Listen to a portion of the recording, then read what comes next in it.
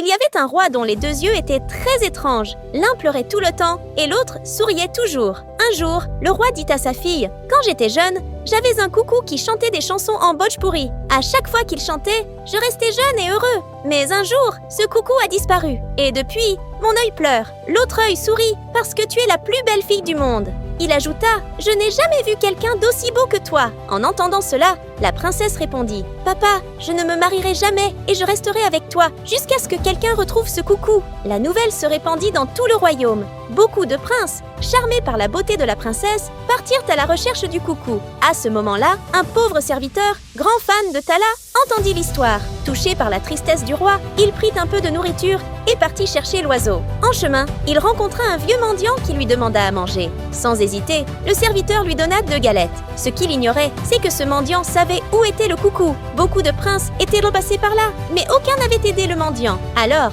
le mendiant révéla au serviteur « Le coucou est de l'autre côté de la mer, mais y aller à pied est impossible. » Sur les conseils du mendiant, le serviteur alla voir une sorcière qui vivait dans la forêt. Il lui dit « Je cherche un coucou qui chante, et son chant pourrait vous rajeunir aussi. » Impressionnée par ses paroles, la sorcière lui donna un cheval doré magique. Elle lui dit « Ce cheval t'aidera. » Et en effet, dès que le serviteur monta sur le cheval, celui-ci se transforma en un rayon de lumière et l'emmena de l'autre côté de la mer en un clin d'œil. Là-bas, le cheval donna au serviteur un sifflet et lui dit « Si tu as un problème, souffle dedans, et je viendrai tout de suite. » En continuant son chemin, le serviteur rencontra une vieille femme. Il lui demanda doucement « Savez-vous où est le coucou qui chante ?» Elle répondit en pointant du doigt « Il est coincé dans la forêt, sur le plus grand arbre, incapable de bouger. » Le serviteur courut jusqu'à la forêt, mais l'arbre était si haut qu'il ne pouvait pas grimper. Il se souvint du sifflet, le sortit et souffla dedans. Aussitôt, le cheval doré apparut et le porta jusqu'à la plus haute branche de l'arbre. Le serviteur libéra le coucou et repartit vers le palais.